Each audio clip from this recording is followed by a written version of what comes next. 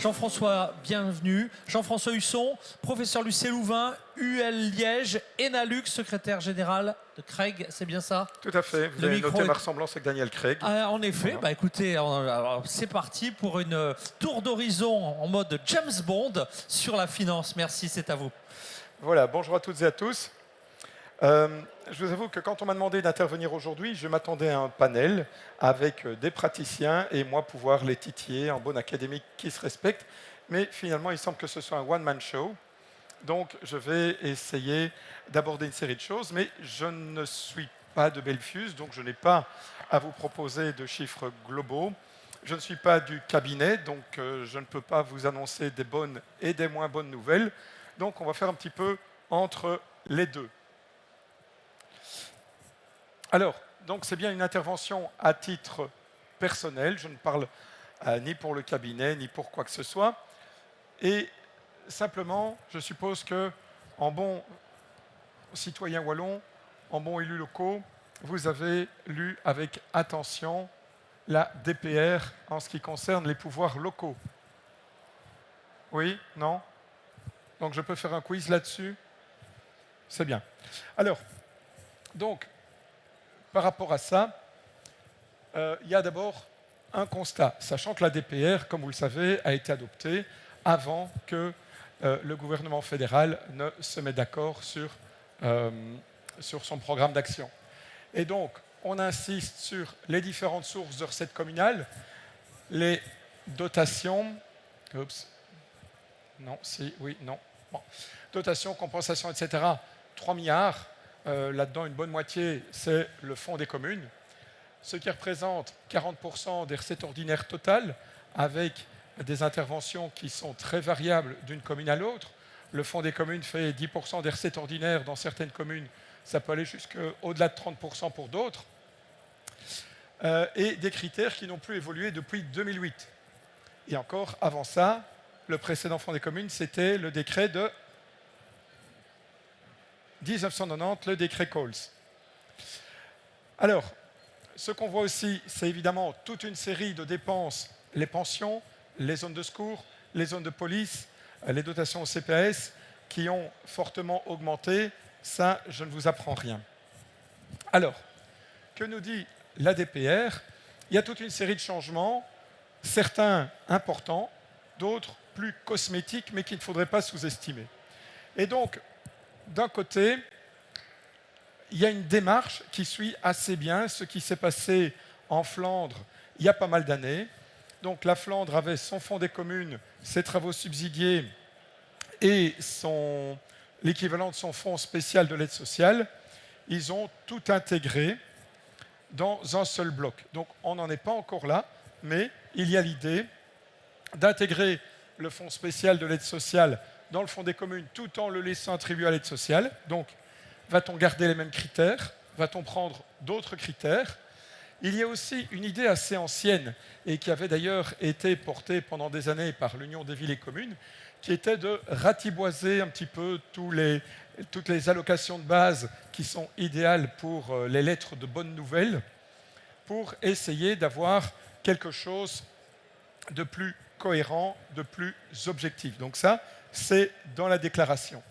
L'idée aussi de revoir les critères d'attribution du fonds des communes avec une scission en deux parties, avec d'une part les grandes villes et d'autre part le monde rural. Alors ça, c'est peut-être une bonne idée, ça l'est peut-être un peu moins. Donc, si vous vous souvenez de l'ancien mode de répartition du fonds des communes, le décret Coles de 1990, il y avait la première catégorie, Liège et Charleroi, grosso modo un tiers du fonds des communes, avec des critères qui étaient, on va dire, ad hoc. Et puis, il y avait les villes de catégorie 2, les chefs-lieux d'arrondissement, qu'on avait un peu tripatouillés quand même, et les communes de troisième catégorie, c'est-à-dire les autres. Et donc, un estimé collègue de l'Université de Liège, Bernard Jurion, qui avait d'ailleurs été échevin des finances, je pense que c'était à Champfontaine, avait fait un test. C'était assez amusant, c'est parfois les académiques qui peuvent s'amuser aussi. Et donc, il avait utilisé les critères de la deuxième catégorie sur les communes de troisième catégorie, les critères de troisième catégorie sur la deuxième catégorie, tout le monde avec les critères de la deuxième catégorie, et devinez quoi, tout le monde avec les critères de la troisième catégorie. Y avait-il une logique? Non. Donc, c'était de nouveau essentiellement des arrangements. Et donc, ici, les spécificités des uns et des autres, ça peut être une très bonne chose, mais si c'est pour reconstituer X mini-fonds au sein du fonds, ça peut, à ce moment-là, ouvrir la porte à une certaine rigidité. Prenez le budget de la région wallonne, vous retirez ce qui va au Forum, vous retirez ce qui va à la VIC et encore 2-3 autres choses, quelle est encore la marge de manœuvre globale de la région wallonne sur son budget? C'est un peu le souci qu'on pourra avoir ici. Alors, autre chose, et là, ça va aussi dans le sens de demande assez ancienne de l'Union des villes et communes de Wallonie, c'est d'avoir un fonds des communes à l'extraordinaire. Donc, sortir cette logique des plans triennaux, du fric, etc. Et donc, un fonds des communes à l'extraordinaire. On me dit, j'ai demandé au cabinet ce qu'il en était, que la note est presque prête et qu'elle devrait bientôt arriver au niveau du gouvernement wallon. Mais donc, ça sera intéressant à analyser pour voir quels sont les critères de répartition qui sont utilisés. Va-t-on prendre, par exemple, la longueur du réseau routier? Même chose, au niveau de l'indexation, qui est souvent un élément clé au niveau du fonds des communes, va-t-on prendre le taux d'indexation normal ou va-t-on prendre, comme cela se passait en Flandre précédemment, l'indice ABEX qui reflétait l'évolution des coûts dans le secteur de la construction, ce qui ne serait pas dénué de fondement en la matière. Alors, c'est une phrase que je trouvais tout à fait intéressante. Donc, lorsque les deux présidents de parti qui constituent la majorité à la région wallonne travaillaient sur l'accord de gouvernement, donc la presse s'en était fait largement l'écho, ils ont reçu toute une série de secteurs, et notamment les acteurs du secteur local. Et donc, cette fois-là, deux académiques avaient été invités, c'était mon collègue Marc Bourgeois de l'Université de Liège et moi-même. Et donc, on a évoqué toute une série d'éléments relatifs à la fiscalité, j'y viendrai, et donc, ici, on se demandait un petit peu ce que le gouvernement entendait faire, et je n'ai pas eu beaucoup de précisions à ce stade-ci. Mais donc, il y avait cette idée, en tout cas, d'une juste participation des uns et des autres, mais qu'est-ce qui est juste en la matière? Est-ce que c'est la même chose pour tout le monde? Est-ce que c'est lié aux revenus ou à une certaine source de richesse de la commune? Mais toujours est-il qu'il est nécessaire, c'est mon avis, on pourra en discuter tout à l'heure, il est nécessaire de repenser globalement la fiscalité locale qui n'a quasiment pas changé, quasiment depuis la guerre. Je parle bien de la deuxième. Okay. Alors, il y a aussi une plus grande responsabilisation des grandes villes en vue d'un retour à l'équilibre, un respect plus strict des conditions prévues dans leur gestion. Donc, vous avez certainement en mémoire les réactions de certaines banques par rapport aux prêts. Et donc, la région wallonne qui a dû s'y substituer. Récemment, vous avez aussi eu la saga du parking à Verviers. Donc, là, il y a un souci. Alors, est-ce que c'est fondé ou pas? C'est un petit peu la bouteille à encre. Parce qu'on pourrait dire qu'à certains égards, les grandes villes, pour certaines choses, sont sous-financées. À d'autres égards, je me suis occupé du suivi des plans de gestion à une époque. Le plan de gestion d'une des plus grandes villes wallonnes en 2001, c'était quasiment le même que celui de 92, avec juste un poste en plus, on va engager un monsieur subside. J'ai aussi un mémorand à Louvain qui avait travaillé sur les plans de gestion et qui avait eu l'occasion d'interroger et d'interviewer Paul Furlan, qui avait été ministre des pouvoirs locaux, notamment quand il y a eu le Fonds des communes de 2008. Et finalement, on a dû décider de mettre le mémoire en diffusion restreinte parce que Paul Furlan se lâchait un petit peu sur les plans de gestion. Donc, malgré le travail de qualité qui a été fait dans une série de plans de gestion, il y a quand même une série de choses. Et donc, des communes qui sont sous plan de gestion depuis le début des années 90, ça montre quand même quelque part les limites de l'instrument. Et ça soulève les questions quant à leur financement structurel, ce qui ne va sans doute pas s'améliorer. Alors, il y a aussi quelques incantations dans la DPR, et donc c'est comment s'attaquer aux cotisations de responsabilisation de pension, c'est la question de la dotation provinciale aux zones de secours, et c'est aussi relayer au fédéral toute une série de choses sur le financement des zones de secours, le financement des zones de police avec la fameuse norme KUL, solliciter une reprise du financement du revenu d'intégration sociale et une intervention quant aux pensions des gens de la fonction publique locale. Je vous disais, ceci c'était avant l'accord Arizona. Donc je ne suis pas sûr que par rapport à tout ceci, ce seront uniquement des bonnes nouvelles, mais je voyais que l'annonce de la fusion des zones de police bruxelloises en une seule zone allait s'accompagner d'une révision de la norme KUL. Donc on peut supposer que ce ne sera pas, ou espérer du moins que ce ne sera pas uniquement pour Bruxelles, mais pour l'ensemble des zones de police. Oserais-je dire, le suspense est à son comble. Alors, c'est aussi une révision du règlement général sur la comptabilité communale. Et ce qui est sans doute plus intéressant, c'est un code wallon de la fiscalité applicable aux pouvoirs locaux et de voir comment on pourrait améliorer le recouvrement de certaines taxes et la perception de certaines taxes locales.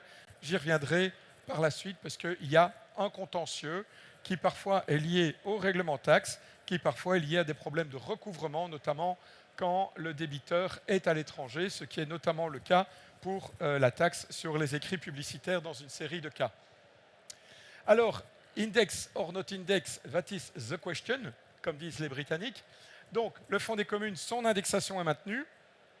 Ça, c'est la bonne nouvelle, parce que si on regarde l'histoire du Fonds des communes, qui a été fondé la même année que le Crédit communal en 1860, chaque fois qu'il y avait un bon mécanisme de répartition, le problème, c'est qu'on n'indexait pas et que donc, finalement, il y avait un problème. Alors, plutôt que d'indexer, qu'est-ce qu'on faisait? On trouvait une nouvelle formule. Ça ne résolvait pas nécessairement les problèmes, mais en tout cas, ça permettait de dire qu'on avait fait quelque chose. Donc, c'était une avancée notable d'avoir cette indexation du Fonds des communes. L'indexation plus le pourcent en plus, vous imaginez bien que c'était exponentiel. Et donc, moi, quand c'était adopté, je n'étais pas super chaud, mais ça avait quand même un avantage, c'est que ça permet de compenser le sous-financement d'une série de missions à d'autres égards, zone de police, zone de secours, RIS, etc. Mais donc, le pourcent supplémentaire, c'est fini. Donc, c'est passé dans le dernier décret budgétaire. Et donc, on estime ça à une économie de 15 millions d'euros. Autre indexation ou non-indexation qui va impacter les pouvoirs locaux. Donc, du côté des APE, il va y avoir une indexation pour le secteur associatif, mais pas d'indexation pour les pouvoirs locaux et le secteur marchand, mais qui lui est epsilonique.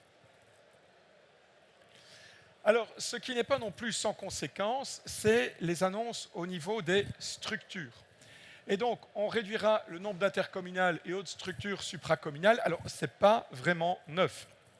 Au début des années 2000, avait été constituée ce qu'on avait appelé la commission des 27, les 9 membres du gouvernement, 9 parlementaires, 9 représentants des pouvoirs locaux, et le but était de réduire drastiquement le nombre d'intercommunales. Et donc, ça peut amener à certaines économies, mais on a vu avec l'un ou l'autre cas emblématique qui fut largement cité dans les médias que parfois, quand vous avez une intercommunale qui est ultra puissante, le rapport de force avec le gouvernement n'est pas toujours en faveur du gouvernement. Il y a aussi les fusions volontaires de communes. Alors, les fusions volontaires de communes, donc j'ai un autre collègue à Lucé-Louvain, cette fois-ci, Jean Hendrix, qui préconise d'avoir des communes qui ne soient pas en dessous de 20 à 25 000 habitants. Je pense que le stand d'à côté met d'ailleurs en vente un de ses bouquins. Passons, publicité gratuite pour lui. Mais ça, c'est cher, ceci dit, mais on ne va pas le dire. Ceci dit, ce qu'il ne faut pas perdre de vue, donc vous connaissez tous par cœur la formule du Fonds des communes. Et donc, quel est l'indicateur principal qui va déterminer la répartition des uns et des autres? C'est la population au carré, pas la tête au carré, ou alors la tête d'habitants au carré. Ce qui veut dire que quand vous avez deux communes qui fusionnent, eh bien, elles vont avoir une augmentation plus importante parce que, justement, on va avoir leur population additionnée, mais au carré. Okay? Donc, à partir du moment, et l'enfer est dans les détails, ça c'est mon autre casquette, c'est les cultes, donc avec les cultes on a l'enfer parfois aussi, mais donc ce qui veut dire que, auparavant, qu'est-ce qui se passait? Si vous aviez une commune qui jouait avec sa fiscalité, ou qui fusionnait, et donc, dont la part augmentait simplement par application de la formule, eh bien, c'était quelque part absorbé, caché par le pourcent en plus de l'indexation parce qu'on restait au statu quo. Éventuellement, on a une petite augmentation parce que le volume global du fonds des communes augmentait. Tandis que maintenant, si on a simplement l'indexation et si on a plusieurs phénomènes de fusion avec les communes fusionnées qui, par le mécanisme que je viens de vous expliquer, ont leur part qui augmente, ça veut dire qu'il y a un risque que des communes voient leur part diminuer. Alors, comment vont jouer les mécanismes de garantie au sein du fonds des communes? C'est une très bonne question et je vous remercie de me l'avoir posée. Alors, c'est aussi la question de l'intégration des CPS aux institutions communales. Donc, voilà, ça semble un peu inéluctable au fil des temps et avec d'autres étapes sur lesquelles je passe. Alors, par rapport à tout ça, qu'avait dit l'Union des villes et communes de Wallonie? Donc, c'est en long et en large et en travers dans Mouvement communal, dont je vous recommande bien sûr la lecture et aussi sur leur site. Il y avait plusieurs choses. Tout d'abord, un rappel, c'est que les villes et les communes, les CPS et les autres organismes paralocaux ont déjà fait des efforts de résilience énormes à divers titres et dans diverses circonstances. Ça, c'est une première chose. Deuxième chose, l'Union des villes dit il y a quand même quelque chose qui est très chouette. Ça répond à une de nos vieilles demandes, c'est ce fameux fonds des communes à l'extraordinaire. Et je ne voudrais pas trahir le secret de la confession, mais quand on a eu avec les acteurs locaux cette rencontre avec les présidents de parti, c'était un des points mis en avant par la secrétaire générale de l'Union des villes et communes de Wallonie. Par contre, l'Union des villes était beaucoup plus rétive par rapport à la réduction des indexations qui, quelque part, amortissait les sous-financements de toute une série d'autres politiques. Il y avait des points d'attention concernant la fusion avec les CPS et un regret, mais qui est un regret par rapport à un point d'attention que l'Union des villes et communes a toujours évoqué, qui est qu'on ne mentionne pas dans la DPR le principe de neutralité budgétaire, c'est-à-dire décideur-payeur. Et donc là, on risque d'avoir quelques petits soucis. Et alors, c'est aussi certaines craintes par rapport au fait que certaines compensations en matière fiscale passent graduellement à la trappe. Alors, quelques concrétisations qui m'ont été communiquées par le cabinet. Donc, l'idée de stabiliser la reprise provinciale des zones de secours, avec une dotation spécifique, donc ça c'est bien dans les décisions budgétaires avec un coût de 19 millions. C'est le maintien des plans de cohésion sociale avec 23 millions et on annonce pour bientôt ce fameux fonds des communes à l'extraordinaire. Alors, quelques réflexions générales sur ce premier ensemble. On a donc une série d'évolutions, comme je le disais tout à l'heure, qui vont dans le sens de ce qui existait en Flandre précédemment. Et ils ont été encore plus loin, puisqu'à un moment, ils ont même fusionné ce qui était fonds d'investissement, donc fonds des communes à l'extraordinaire, avec le fonds des communes normales. Avec un problème derrière ça, qui est que certaines communes ont sous-investi pour s'orienter davantage vers des dépenses diverses à l'ordinaire. Il y a d'importantes annonces de simplification. Alors, d'un côté, on pourrait s'en réjouir, parce que c'est vrai que toute une série de justificatifs, et quand vous avez 50 allocations de base qui sont liées à des appels à projets ou autres, si on a une dotation, un transfert général, c'est quand même généralement plus simple. Mais alors, vous avez bien vu ce que j'évoquais tout à l'heure avec la fiscalité et autres, si on veut renforcer les contrôles, notamment en matière de fiscalité et autres, s'il y a différents aspects de contraintes, s'il y a différents éléments incitatifs, comment va-t-on faire pour simplifier? Parce que si on dit on simplifie, mais on met 5 contrôles en plus, est-ce vraiment de la simplification? Donc là, il faudra juger sur pièce. Alors, quelle solution par rapport au report de charges, surtout du fédéral? Et donc, c'est notamment la question de la limitation des allocations de chômage à 2 ans, avec ce que ça va entraîner pour les CPS et derrière les CPS, les communes. Et alors, quels vont être aussi les effets induits Donc, conséquence de la non-indexation, conséquence d'éventuelles nouvelles fusions de communes, c'est ce que j'expliquais il y a 2 minutes, et l'impact sur le fonds des communes dans sa formule actuelle. Alors, quelques réflexions sur les dépenses. Je ne vais pas m'appesantir là-dessus, mais simplement 2 choses. La première chose, c'est sans doute mieux dépenser. C'est ce qu'au niveau budgétaire fédéral et européen, on appelle notamment la qualité des dépenses. Alors, je ne sais pas s'il y a des météorologues parmi vous, parce que moi, je suis quand même surpris. On doit vraiment avoir, en Wallonie, un microclimat qui fait qu'on a les routes les plus pourries de toute l'Europe de l'Ouest. Il n'y a pas d'entrepreneurs de voirie parmi vous? Non, ça va.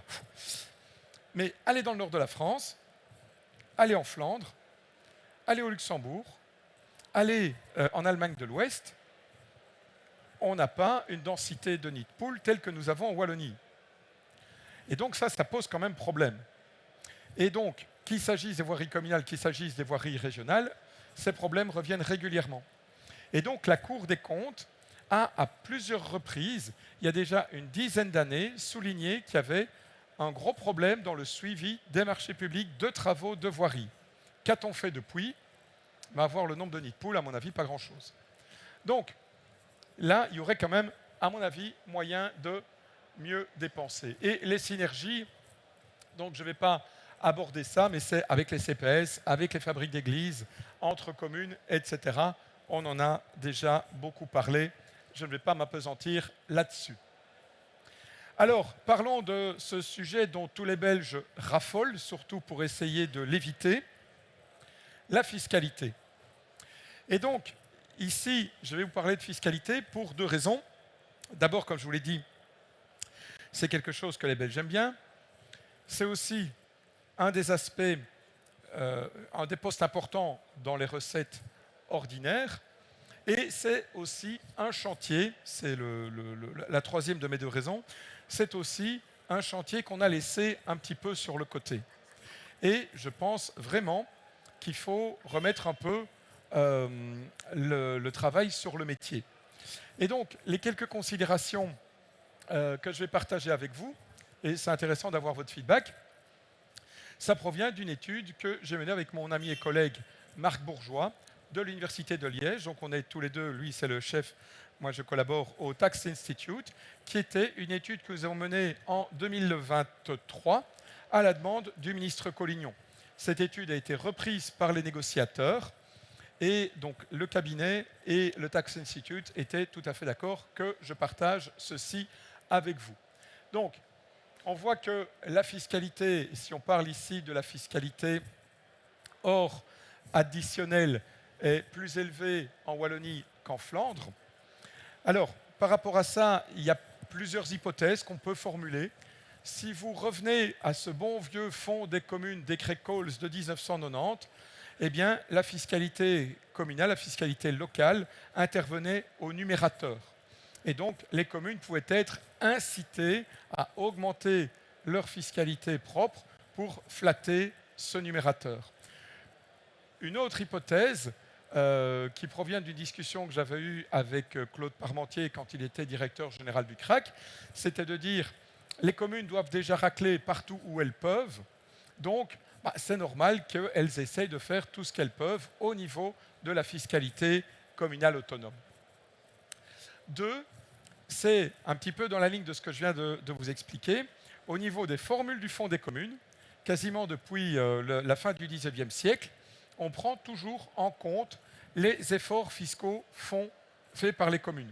C'était vrai en 1990 où vous aviez intérêt à augmenter vos additionnels au précompte immobilier et votre fiscalité locale, tandis qu'avec le décret de 2008, c'est les additionnels IPP et PRI, pas plus les taxes locales, ce qui est sans doute une très bonne chose. Donc, ça veut dire que dans toute une série de cas, si vous êtes devenus des experts dans les formules du Fonds des communes, ou même parfois avec une vision plus globale, vous pouvez être tenté d'augmenter votre fiscalité pour augmenter votre part dans le Fonds des communes. Alors, ce qu'on voit aussi, c'est qu'il y a un contentieux important qui peut venir soit de règlements taxes qui peuvent être contestées, soit du recouvrement de certaines taxes spécifiques. Je parlais de la taxe sur les écrits publicitaires notamment. Certaines pistes pourraient être une reprise de taxes par la région wallonne, mais quand on a fait ça au début des années 2000, on ne peut pas dire que c'était un grand succès, notamment par rapport aux logements abandonnés. Alors, il y a peut-être des pistes à envisager, je vais y revenir, mais avec quand même un point d'attention. Là aussi, l'enfer est dans les détails. C'est que depuis la réforme de l'ISOC du début des années 2000, les taxes régionales propres ne sont plus déductibles à l'impôt des sociétés, tandis que les taxes communales le restent. C'est-à-dire pour ça, à une époque, début des années 2000, vous vous souvenez peut-être que Michel Dardenne avait évoqué une taxe à l'équipement pour laisser tomber la redevance radio-télévision. Et puis finalement, il s'était repris. C'est parce que quelques experts, dont j'étais, avaient signalé à son cabinet « Attention, voyez bien ce qui se passe avec l'ISOC ». Donc, ça, c'est un des éléments aussi à garder à l'esprit. Et donc, derrière ça, l'idée n'est pas de taxer plus, mais de taxer mieux et de manière plus juste dans une série de cas. Alors, qu'est-ce que ça pourrait être? D'abord, avoir une réflexion globale sur la fiscalité. Donc, on nous avait demandé à un moment donné d'avoir des projets en matière fiscale avec une dimension sociale, une dimension économique et une dimension environnementale. C'était sous le précédent gouvernement wallon, et donc on avait bien compris qu'il fallait faire plaisir aux trois partis de la majorité. Je pense que je n'ai pas à faire de lien plus spécifique, tout le monde aura compris. Et donc, ce que nous avons dit avec le Tax Institute, c'est qu'il fallait davantage réfléchir dans des démarches qui intègrent les trois. Et dans ce cadre-là, on avait ici pris un exemple. Ouais, le laser est un peu faiblard. Pris un exemple. Donc, vous avez notamment à Barcelone et dans d'autres pays une taxe sur les livraisons le dernier kilomètre. Donc, tous ces livreurs, Amazon, PostNL, etc., qui vous bazartent les trucs n'importe quoi dans votre descente de garage, si vous avez une descente de garage, dans le jardin, si vous avez un jardin, et il n'y a que Bipost qui fait une livraison propre la plupart du temps. Je clôt la parenthèse. Mais donc, si on prend ça comme exemple le plus parlant, ça veut dire que d'un point de vue économique, ça réduisait la concurrence, enfin, les distorsions de concurrence entre les plateformes de vente en ligne et le commerce de proximité.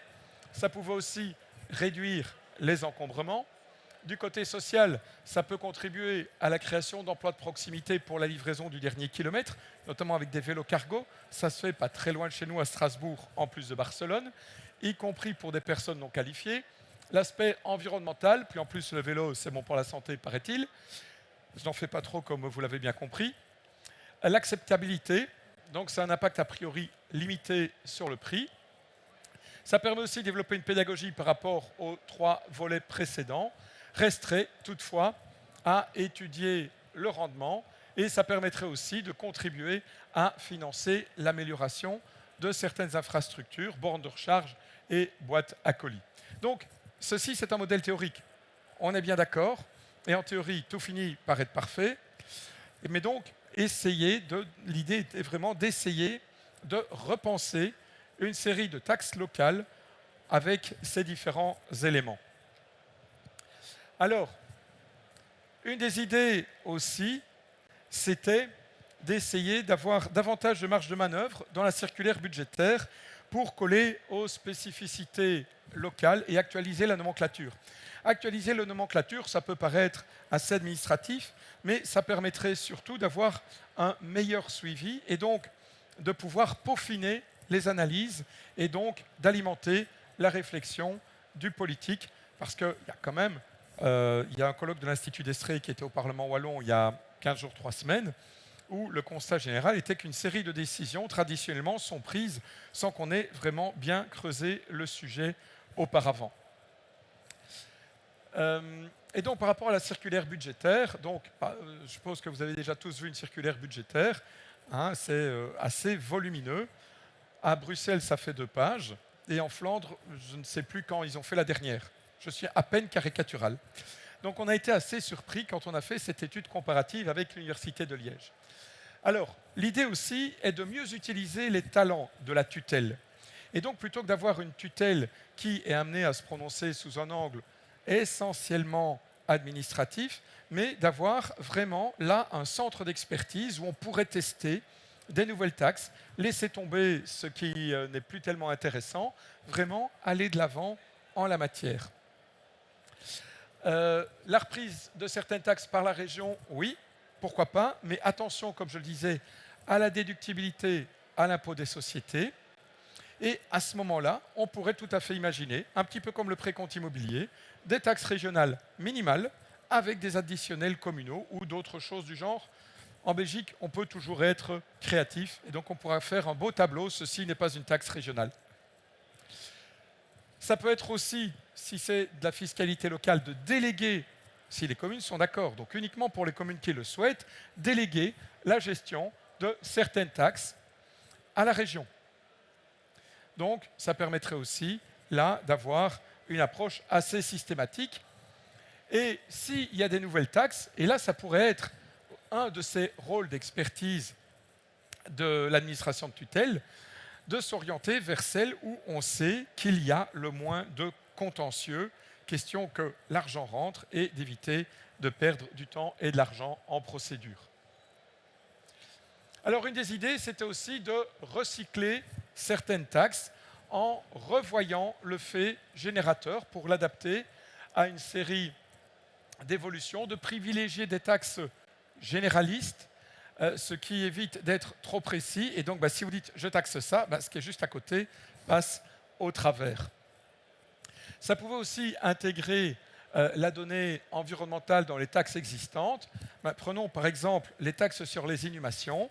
On sait bien que quand il y a un cercueil en polyester, enfin vous n'êtes peut-être pas déjà passé par des cercueils en polyester. Non, vous n'avez pas essayé de gratter. Non. Mais donc, par rapport à ceci, c'est beaucoup plus mauvais pour l'environnement et en termes de traitement à faire. Donc on pourrait imaginer des taxes différenciées en fonction de la nature du cercueil. Ça peut être aussi, parce qu'on a toujours cette approche d'une fiscalité un peu punitive, mais pourquoi ne pas davantage essayer de développer des pistes de fiscalité incitative, comme ça se passe à d'autres niveaux de pouvoir, pour orienter le comportement des ménages, des entreprises, dans le sens souhaité. Une autre piste qui existe dans certaines communes en Flandre, c'était de lever des centimes additionnels au précompte immobilier, différenciés suivant la nature du bâtiment. Donc, ça pourrait être aussi une piste qui peut être utile dans certaines communes. Alors, quand vous regardez le petit commerce, il est souvent assujetti non seulement à la TVA, mais aussi à toute une série d'autres petites taxes. Et donc, c'est parfois agaçant parce que finalement, ça s'additionne. Et donc, vous avez comme ça, en Flandre, certaines taxes, dans certaines communes, des taxes générales sur les entreprises qui ont permis d'éliminer toutes ces petites taxes qu'elles remplacent. Par rapport à des nouvelles bases imposables, pourquoi ne pas réfléchir aux data centers, aux locations Airbnb, avec un N de trop, les services Uber, les livraisons des grandes plateformes. Alors, je ne dis pas qu'on peut faire ça du jour au lendemain, mais en tout cas, il serait tout à fait possible d'aller de l'avant. Il y a des expériences en Flandre sur certains de ces sujets. Il y a des expériences en France, en Espagne. Donc, c'est des pays qui nous ont occupés. On s'en est libérés, donc il n'y a pas de raison qu'on soit plus bête qu'eux, quelque part. Ça pourrait être aussi les taxes forfaitaires liées à l'ouverture ou à la reprise de certaines activités qui peuvent générer certains coûts pour les communes. On peut penser, par exemple, au night shop avec certaines nuisances que ça peut entraîner, mais aussi, en parlant de nuisances, donc moi je viens d'une grande ville wallonne où je vois plus de trottinettes abandonnées à droite à gauche que de trottinettes qui circulent. Et donc ne pourrait-on pas imaginer, en se basant notamment sur le décret de 2021, de promouvoir des redevances sur l'abandon de trottinettes sur la voie publique. Donc ça pourrait éventuellement être une piste également. On a eu la taxe sur la force motrice, pourquoi ne pas avoir une taxe sur la consommation d'électricité? Et enfin, c'est un petit peu l'Arlésienne, on en parle souvent, on ne l'a jamais fait, mais on a le précompte immobilier avec les centimes additionnels. Est-ce qu'on pourrait éventuellement imaginer le précompte immobilier sur autre chose que le revenu cadastral tel qu'il existe actuellement. Et donc, pour terminer, des changements radicaux sont amenés au niveau régional, au niveau fédéral. Ça va entraîner un impact important pour les communes qui risquent de poser quelques petits soucis financiers. Dans tout ça, il y a des évolutions favorables pour les communes, il y en a d'autres qui le sont moins. Et donc, les communes et la région devraient essayer de développer conjointement une vision globale, donc pas nécessairement un report de charges, pas nécessairement une guérilla, mais de voir comment on pourrait essayer d'avoir une démarche commune du côté des charges, en particulier imposer, c'est ce que j'évoquais dans la DPR, les interpellations par rapport au fédéral sur toute une série de postes. Du côté des dépenses, en cherchant à favoriser la qualité des dépenses, j'ai donné quelques exemples. Et du côté des recettes, en modernisant et en améliorant les instruments existants. J'ai parlé du fonds des communes, dont il faudrait avoir une véritable évaluation, le fonds des communes extraordinaires et aussi repenser la fiscalité communale autonome et éventuellement les additionnels sur les impôts fédéraux et régionaux. Voilà, c'est un petit peu les éléments que je souhaitais partager avec vous, mais donc nous pouvons échanger à ces égards. Eh bien, merci. Merci pour ce tour d'horizon extrêmement concret. Je crois qu'on peut vous applaudir déjà et vous remercier. Allez, c'est l'heure des échanges, des questions. La journée a été dense, hein, mais s'il vous reste encore et de la curiosité et de l'énergie, d'abord je vous tire mon chapeau, parce que l'animateur, lui, est sur les rotules, mais c'est peut-être pas votre cas. Et en tout cas, merci pour bien ce tour d'horizon. Allez, vos questions, vos remarques, c'est à vous. Je suis à votre disposition. Merci, si vous voulez bien avoir la gentillesse de vous présenter. Voilà, Vincent Wellens, moi je viens du cabinet du ministre des Pouvoirs locaux. Je viens du cabinet du ministre des Pouvoirs locaux. Ah oui, d'accord, oui. Alors, vous avez décrit un bon résumé quand même d'une situation qui est assez compliquée. Ça, c'est indéniable. Je vous en félicite parce que ça... Enfin, on en parle rarement en bien pour l'instant. Et moi, la question que je souhaiterais vous poser, vous parlez d'une révision au niveau du précompte immobilier. Alors, oui, c'est vrai qu'on en parle depuis longtemps, mais est-ce que vous avez des idées d'autres variables que le revenu cadastral que l'on pourrait employer pour calculer le précompte immobilier? Alors, dans toutes les pistes qui ont été évoquées à certains moments, il y avait le fait de renvoyer à la valeur vénale ou d'autres éléments. Donc, c'est surtout ça qui était mis en avant. Alors, il y a des avantages et des inconvénients. Je voyais encore un article dans la presse économique aujourd'hui évoquant le yo-yo du prix des maisons. J'en discutais l'autre jour aussi avec des agents immobiliers. Donc, ça présente certains inconvénients. A contrario, les revenus cadastraux qui remontent aux années 70 avec un coefficient d'adaptation, et plus aucun ministre qui a souhaité y toucher depuis pour des raisons qu'on peut comprendre, ça pose aussi un souci. Hein, donc, il y a le cas de cette maison rue Mazie, pas très loin de la présidence, qui avait encore un revenu cadastral pour maison modeste il n'y a pas très longtemps. Donc, il faut trouver autre chose. La valeur vénale a peut-être ses inconvénients. Le revenu cadastral actuel est complètement dépassé. D'ailleurs, l'exemple est que si on reprend le décret de Fonds des communes de 2008, alors que le précompte immobilier représente des recettes plus importantes que l'IPP pour les communes, mais la compensation, c'est essentiellement IPP et moins PRI. Et quand on regarde les travaux parlementaires, c'est en gros parce que le RC part dans tous les sens. Donc, je pense qu'il faut avoir une réflexion là-dessus. C'est éminemment sensible politiquement, on est bien d'accord. Et donc, c'est pour ça que quelque chose qui serait phasé et qui pourrait tenir compte, comme je l'évoquais, mais ça c'est en jouant du côté des taux, de l'utilisation des biens, etc., il y aurait peut-être des pistes à trouver. Alors, il y a d'autres éléments plus détaillés, plus techniques, qui étaient dans le rapport en question, mais qui est en possession de votre cabinet. Merci pour ces éléments relativement précis. Il me reste, s'il n'y a plus de questions, à vous remercier une dernière fois pour ce tour d'horizon. Vous rappelez évidemment que cette conférence est enregistrée. Vous pourrez la retrouver dans les jours à venir en replay. Et puis, s'il vous reste encore un peu d'énergie, vous pouvez assister ou vous pouvez nous quitter, c'est totalement public en tout cas, à vous inviter à participer à la dernière séquence, l'essentiel de la conférence en 2 minutes 30. Ça va pas être simple, mais j'ai hâte de vous entendre. Merci à tous. Pour ma part, je vous retrouve demain matin. On a encore un très beau programme, hein. On va beaucoup parler d'IA, de Smart City et de toutes ces révolutions qui vont changer nos prises de décision, nos équipes, nos structures.